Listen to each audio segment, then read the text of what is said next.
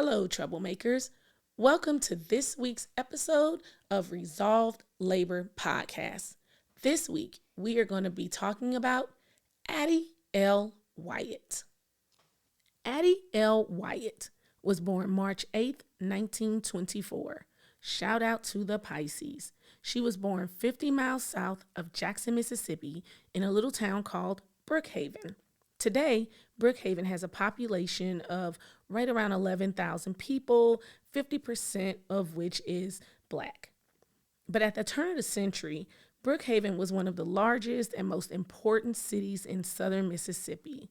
There was the Illinois Central Railroad, which connected directly to New Orleans and Chicago. So this placed Brookhaven smack dab in the middle of the lumbering and manufacturing industries. Brookhaven is in Lincoln County. So you're probably thinking, like I was, how in the hell is there a county named after President Lincoln post-Civil War? Well, Lincoln County was the first county established after the Civil War and after the state re-entered the Union. I can't prove it, but I'm still pretty sure that the Republican governor at the time, James Alcorn, with the backing of his Republican-dominated legislator, probably named the county Lincoln to kind of troll the Confederates that still lived in the state. So I guess we shouldn't feel too bad knowing that petty politicking goes way back. Brookhaven actually didn't suffer a lot of damage in the war. The city had its first banks, telephones, electricity, and water plant operations before the turn of the century. They had 2 newspapers and 15 passenger trains that went north daily. By 1919, Brookhaven had 2 banks, 90 stores, a wholesale grocery store, and 2 large department stores, a post office, a county courthouse, 2 grade schools, Whitworth Female College, a hospital. Pick a religion because they had a church there. Brookhaven had a fucking super Walmart. It was like the New York City of the South. Addie's paternal grandfather, Frank Cameron, appears in the Lincoln County records in the Brookhaven area around 1910. He married his second wife, Adeline, around 1890. By 1910, they had 8 children from ages 3 to 18. Get off that woman. Now, over in Brookhaven adjacent, which the Black side of town, there were barbershops, tailors, restaurants, schools, churches, basically the same as the white side of town. And they, both of these communities just kind of coexisted separately. The whites and the Blacks basically saw each other at the sawmill where everybody worked. Addie's father was Ambrose Cameron. He attended grade school, but that's as far as he went as far as education. He dropped out to work for a pressing shop as a delivery boy. Now, we do know that in March of 1920, Ambrose made the front page of the news for stabbing a Black man named Julius Braxton. Ambrose had to stay in jail until we found out if Julius was going to live or die. We're assuming that Julius lived because Ambrose was eventually released from jail and there wasn't a follow-up story about a trial or anything in the paper. Ambrose married a beautiful young woman named Maggie Mae Green. Maggie Mae was born sometime around 1905 in Vicksburg, Mississippi. Maggie was a high school graduate and taught at the Colored High School. Ambrose and Maggie married in May of 1921 and had Ambrose Jr. a year later. 2 years after that, in March 1929, they welcomed their second child, Addie. Like their neighbors, the Camerons owned their home and everyone worked a variety of jobs. Addie recalls that the neighbors would come over to their house, listen to the record player, or Ambrose would play the guitar with his friends and everyone would sing along, dance, and eat. Now, this isn't to say that Brookhaven was the city paved in gold. Brookhaven did have its share of lynchings, Addie says. Addie says, quote, "Sometimes we had very difficult situations where you had lynchings. You'd hear the older people. Now, they wouldn't talk to us children about those things, but you'd hear them praying. And if you were a sensitive child like I was, you'd be listening to what they'd say to try to determine what was going on. and sometimes they were grieving about the neighbors' children. The threat of racial violence was very real. In 1930, Addie's father was involved in a physical altercation with his white boss at the pressing company. The tea is that this altercation may have been over wages. Now, 2 months before the fight, Ambrose was accused of writing a bad check. Then the family fell into danger of the house being sold because of not paying taxes. Now, with Ambrose's hands being rated E for everyone, the consequences for striking a white man was not going to be the same as when he stabbed Julius Braxton.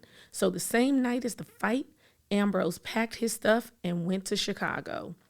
A few months later, between April and October of 1930, Ambrose sent for Adeline and this time for their, at the time, 5 children. Addie recalled that she was told they were moving somewhere where they'd be much better off. She remembers that there were times they almost starved because it was so difficult to find work in Chicago. Addie had mixed feelings about living in Chicago.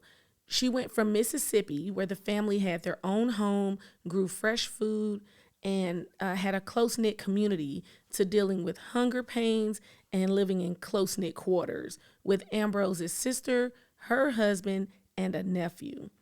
The Camerons had to receive public assistance. At this time, it was called relief. So 50% of the blacks in Chicago were on it. Once a month, a big truck would come to the middle of the street, call out the family's last names, Williams, Jones, Johnson, and give the family a big box of food.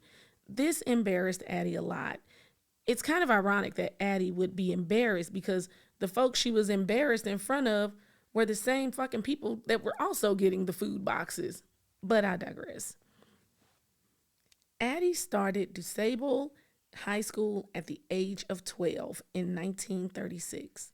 The school produced some of the greatest politicians, entertainers, activists, and entrepreneurs in Chicago as well as the country. It was at DuSable, am I saying that right? DuSable? Somebody from Chicago needs to write to me and check me on that. But DuSable, that Addie met upperclassman Claude Wyatt, a.k.a. Pretty Boy. Fun fact, he got this nickname from none other than Nat King Cole himself. He was a senior, and apparently he was so charming that Addie's family overlooked this age difference of this grown man-child courting their 12-year-old. But moving on, different times, I guess. Her mother wanted her to go to college, but her father did not. Addie remembers her parents arguing about this a lot, but at this time, she was so in love with Claude that it was like, I'm deep in love right now. I'm dangerously in love. I'm all about Claude. So with the support of both of her parents, Addie apparently got pregnant at 16, dropped out of high school, and married Claude in May of 1940, with the blessing of both sets of parents. Claude got a job working at a day cleaner's. He made $8 a week. So with that $8 a week and a brand new baby, the math ain't mathin', so Addie had to get a job too. Addie could type 60 to 70 words per minute. She sought out clerical work, and she was turned down. Those kind of jobs weren't real, popular, or not that they weren't popular, but like not many black women worked in those job areas. They usually worked in factories and stuff. Addie was desperate, so at the urging of Claude, Addie answered an ad for a butcher at Armour and Company Meatpacking in Chicago's Stockyard, located between 39th and 47th Street and bounded by Halstead to the east and Ashland to the west. I put that in there, folks, because people from Chicago are real particular about true Chicago proper and the outskirts that claim to be Chicago. So I just want y'all to know, the meat packing factory, it was in Chicago. So don't at me, okay? So it's Chicago, y'all, I promise. Claude told Addie that the plant was unionized, so they had better wages, which leads me to think, hey, my guy, sounds like date night should be both of us applying for this job. But that's her man, not mine.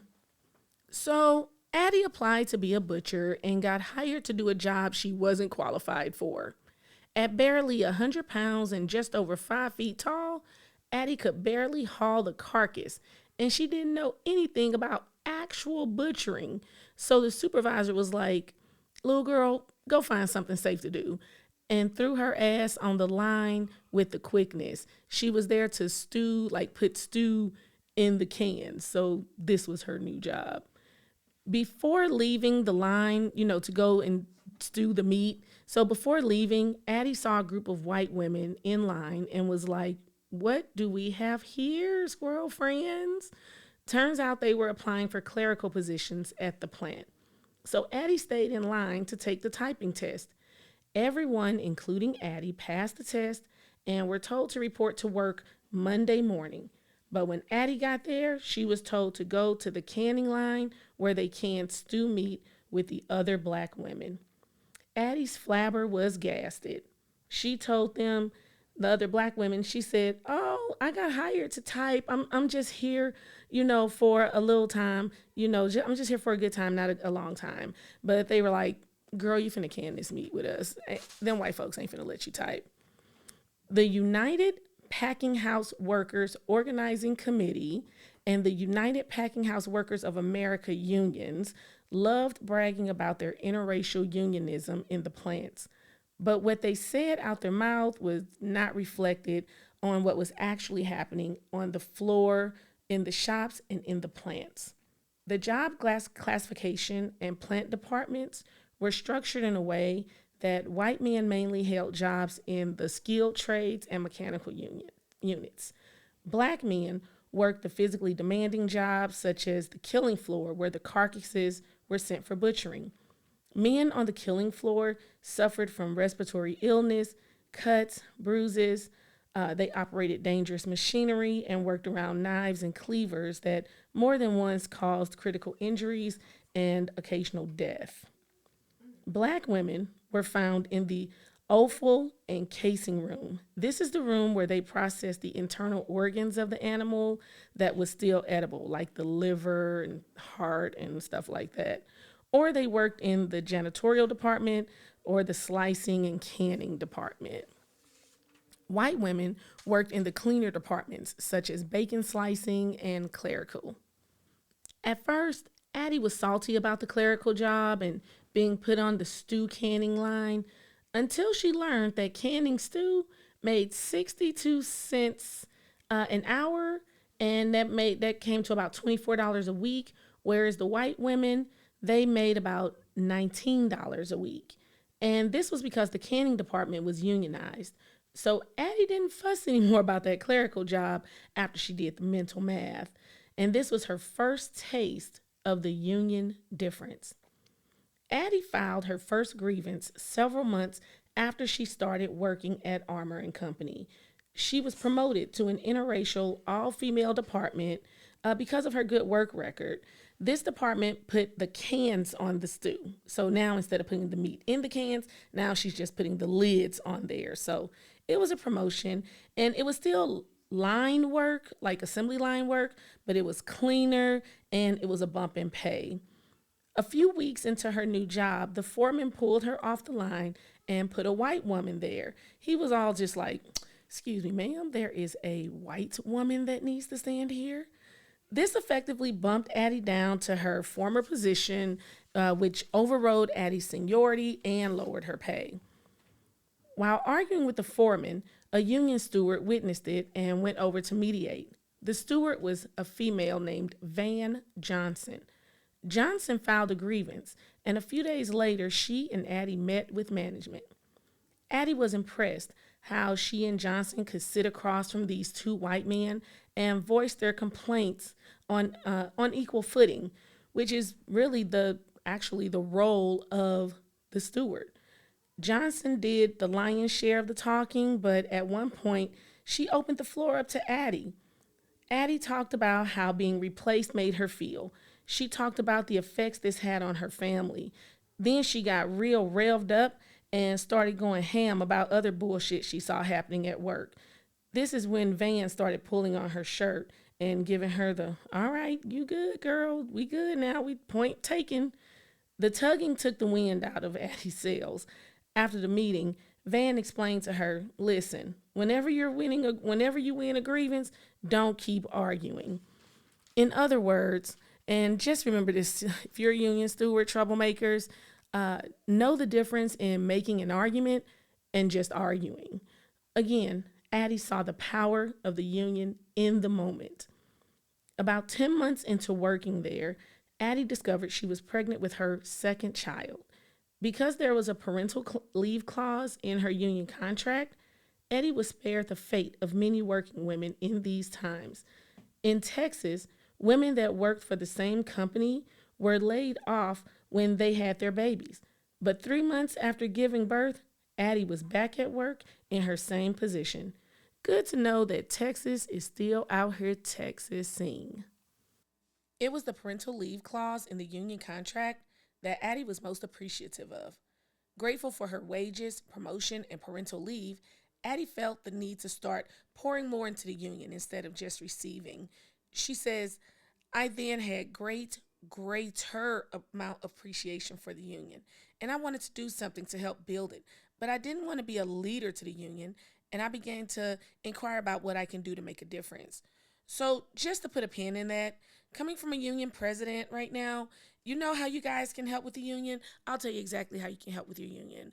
Come to a meeting. Just come to a meeting. Start there, and for God's sakes, bring a friend with you. In March of 1944, Maggie, Addie's mom, died of heart disease caused by chronic high blood pressure. Her mother's dying wish was for Addie and Claude to take in Addie's 6 siblings, ages 7 to 18. Her father, Ambrose Sr., had become an alcoholic and was not emotionally stable enough to care for the children. Ambrose Jr., Addie's older brother, was away in the military. So, just to bring you up to speed, you have Addie's father, who's become an alcoholic. Her mother has passed away unexpectedly at the age of 39. Addie has 2 young children of her own at this point and has now become charged with the care of 6 more. And to add to all this, Claude is drafted into the Navy. However, Claude's draft into the Navy was a mixed blessing because it made the Wyatts eligible to live in Altgale Gardens, a housing project on the south side of Chicago that was built for defense workers. These projects were only temporary, though, because as your family's income, if it exceeds $5,000 a year, your family is evicted. So the Wyatts were evicted after 11 years in 1955.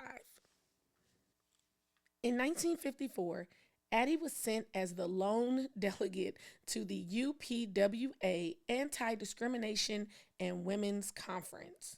It called their 300 locals to elect delegates among its 125,000 members to attend the conference to, quote, discuss and formulate plans to completely eliminate segregation and discrimination in the plants. Lofty goals, people, lofty goals. It was Addie's first large union meeting. It made her recognize the greater value of the union, especially for women. This was an entirely new environment for Addie. She rarely interacted with whites or Hispanics, but at the conference, she says that when I heard the discussions that went on and how they were talking about unity and togetherness, I knew that it was a wonderful place. Addie saw the promise of what workers of all backgrounds could achieve if they worked in solidarity. Addie came back from the conference fired up, ready to go. She started talking about how women and minorities needed to run for higher roles in the union. This really resonated with her older female coworkers. They told her she should run for an open vice president spot in the local. She was like, whoa, whoa, whoa, whoa, whoa.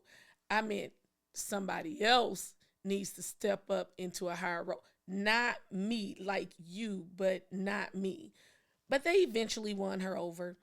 Addie was so scared on the day of the election, she didn't even vote for herself. She just went home. But the next day, she found out she had won. Some of the men They doubted her. They told her to her face, you're a woman, they said. This is a man's job. How are you going to negotiate a contract? You don't even curse. Now I feel bad, y'all, because this lady don't curse and I'm cursing all over the place. Addie argued that, that they fussed about women never participating in the union, but that they reaped the benefits. And the women didn't feel welcome at meetings anyway because of the language, the drinking, and the long hours cutting into the time the women had to go home and do women's stuff. She said, so she argued that the fact that she was a Christian was an asset, not a liability. So with this argument, she was able to convince her union siblings, but it took her 3 months to tell Claude she had even won the election. When he found out, she argued that she had to take this role because the success of the union directly affected them. And Claude was like, okay, just know I expect your responsibility is at home to not be affected. But in the end, Claude, the kids, and Addie's younger siblings took up the cooking, cleaning, and other responsibilities of the household. Addie won her first grievance she ever argued after an assemblyman was fired after being accused of stealing meat. Addie won him his job back after getting a 1-week suspension reduction.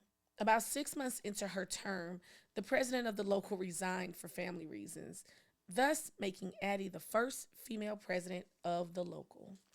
One of the first major challenges under Addie's tenure as president was a major layoff at Illinois Meat. The all-female dry beef department was dismantled due to automation. The women who were laid off assumed that after their employment compensation ran out, that with their seniority, they would be entitled to the other jobs at the plant. But Illinois Meat had what was called dual seniority lines. The lines were based on sex, and it placed men and women on different tracks. Women who lost jobs had to wait for the other, quote, female jobs to open up, and they weren't allowed to apply for, quote, men's jobs. The frequent layoffs made the women in the plant start calling for single seniority lines. So the union's compromise was to start an ABC system. A jobs were for men, which was the harder lines, in the killing floors and the butchering. The B jobs were for women, and then the C jobs was for either or. This was this was a band-aid on the solution because it still kept the sex-based job classification system intact. Male workers argued that since women worked for spending money, men worked to provide for their families, that this was their main argument, and that they shouldn't have to compete with women for their jobs. The women argued that most of the men's jobs were too physically demanding. Addie had to remind them that not all of the men's jobs were physically difficult, and they paid more money. These jobs had different levels of pay.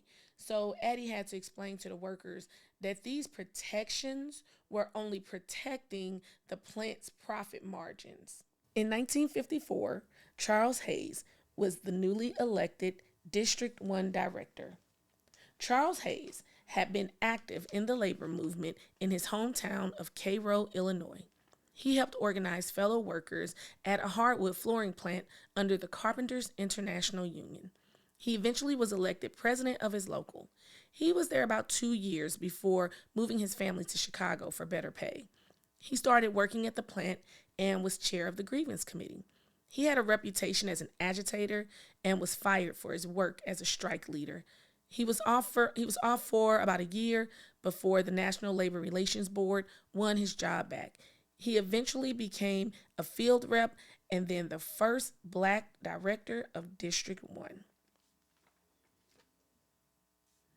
Hayes appointed his former alt-goal neighbor, Addie Wyatt, to the position of international field rep. He launched a successful campaign to move the headquarters from the west side of predominantly white Chicago to the south side of Chicago. He hoped this would bring greater solidarity amongst the workers and bring more interest to the growing side of Chicago, to the black side of Chicago. At first, it was for meetings, conventions, and social functionings and day to day operations. But then it started being used for civic, political, and religious events. Other trade unions started using the buildings as well. Hughes appointed two black women to field reps. I'm gonna say this. I know I'm gonna butcher this woman's name.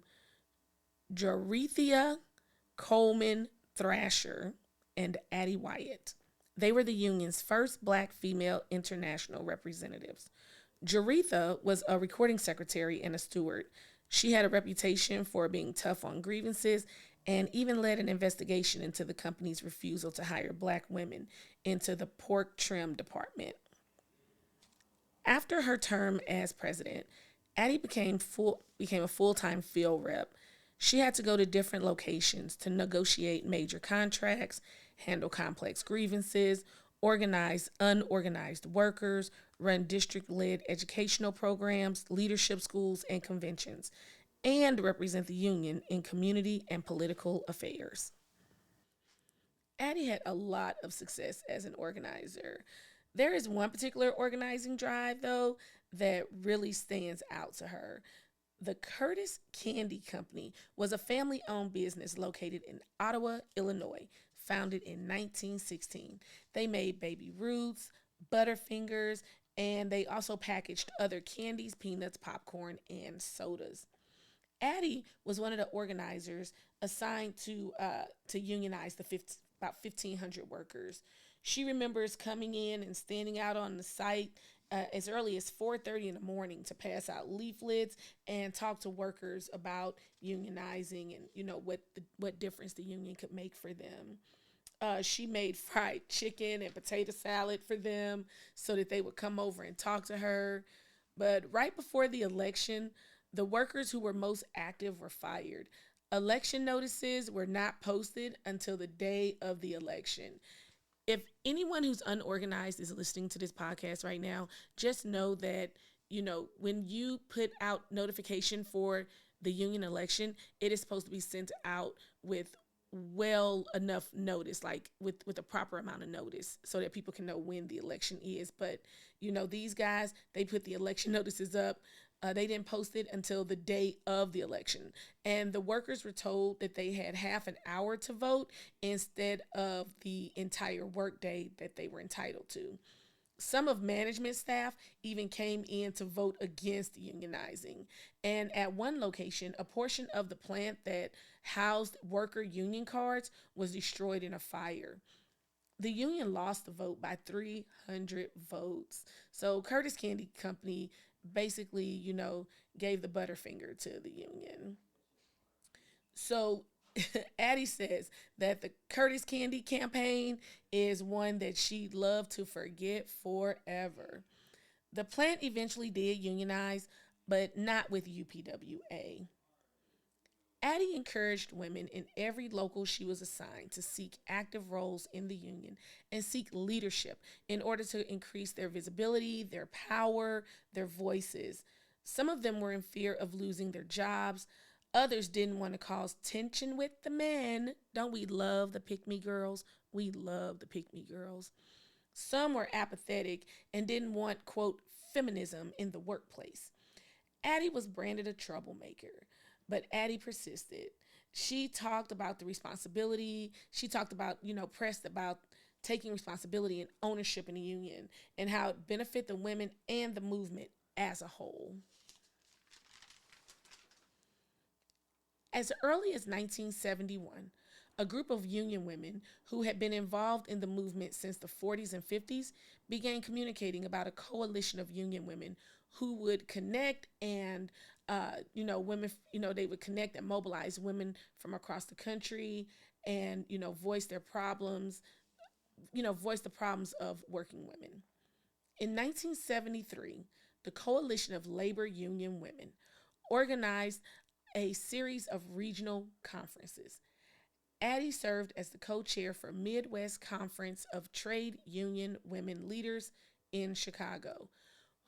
That is a lot. They discussed economic security, upgrading women in unions on the job, legislative action, and health insurance. Gloria Steinem was a special guest speaker. The women talked about their frustration with their respective unions, women's issues, as being a part of the negotiations process. Molly West of the Chicago Typographical Union stated, "You start out by telling a joke, graduate to being a nuisance, then a pain in the neck, then, if you're elected, a threat." After the success of the regional conferences, it was agreed that Coalition of Labor Union Women would be a national organization with no funds for a conference, which they call this CLUE. So we're going to start calling this CLUE. CLUE's leadership relied on personal friends and contacts for a meeting space in Park Hotel so that they could hold the first national CLUE conference in downtown Chicago that spring. Based on the registrations, the organizers, they expected about 1,500 women. However, on the first day of the conference, 3,000 women from 58 different unions showed up. In June of 1979, Addie's union merged with the Retail Clerks International Union to form the Retail Food and Commercial Workers Union. At this time, Addie was still serving as international vice president and director of Civil Rights and Women's Affairs Department. She was one of 3 blacks and 2 women in the union on the union's 49-member executive board. One of the top priorities for organizations such as CLUE and CBTU, which is the Coalition of Black Trade Unionists, was to, have a greater representation on the executive board of the AFL-CIO. This was one of their top priorities early as 1974.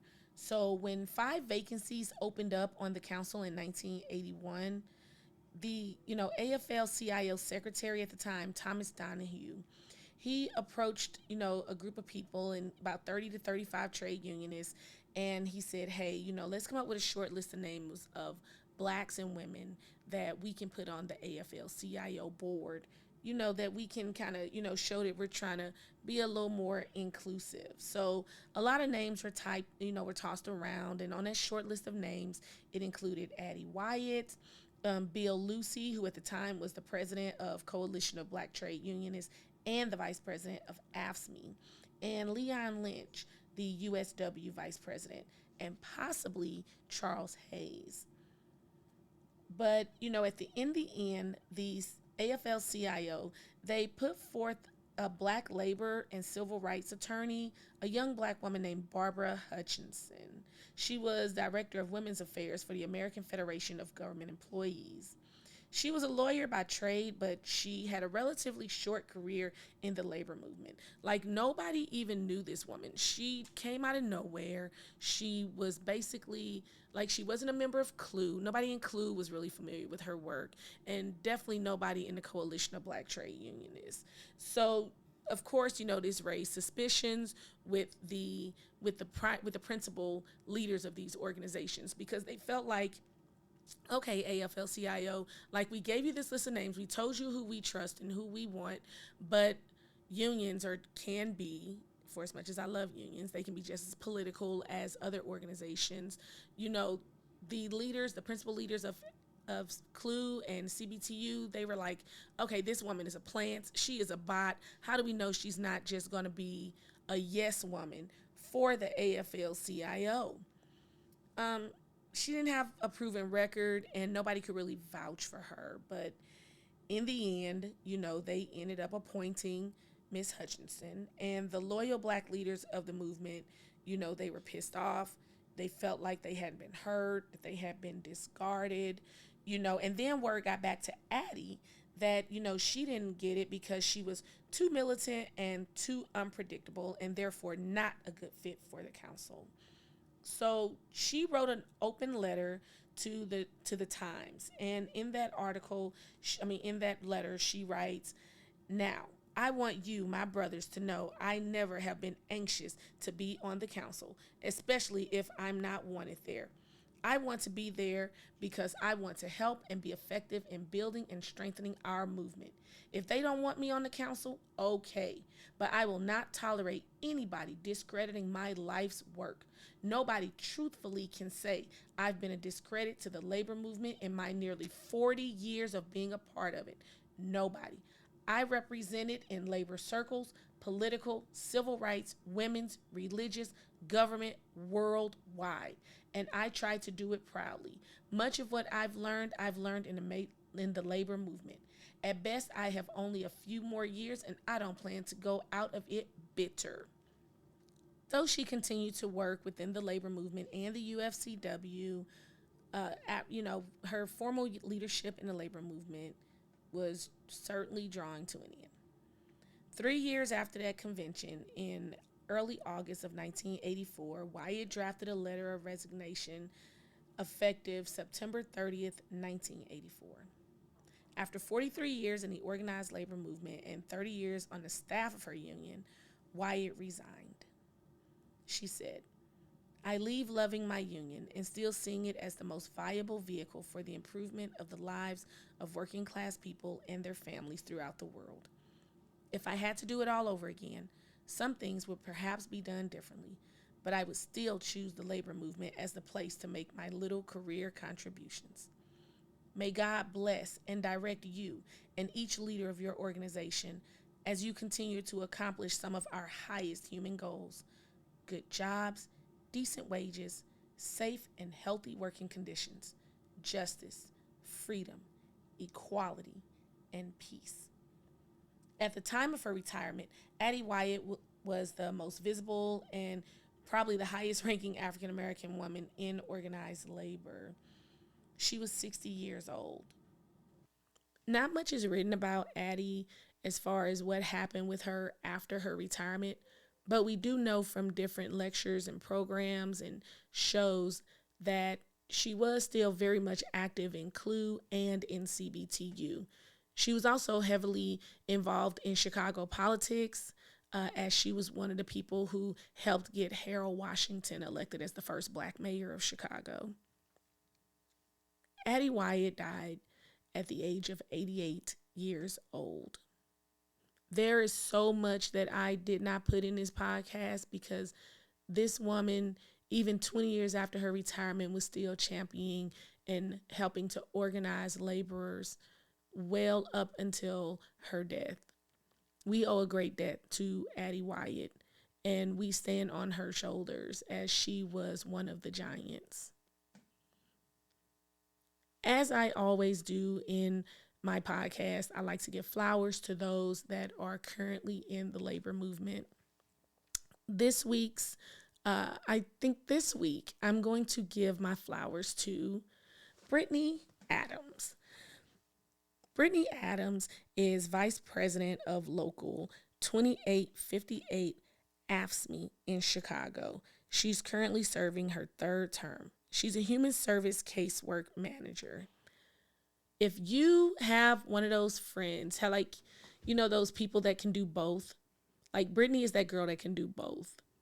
She can stop everybody in their tracks with her beauty, and she can shut everybody the hell up with her verbal tea. Brittany is not one to be played with. She is not just a pretty face. She'll be the first one on the dance floor and the first one to have your back.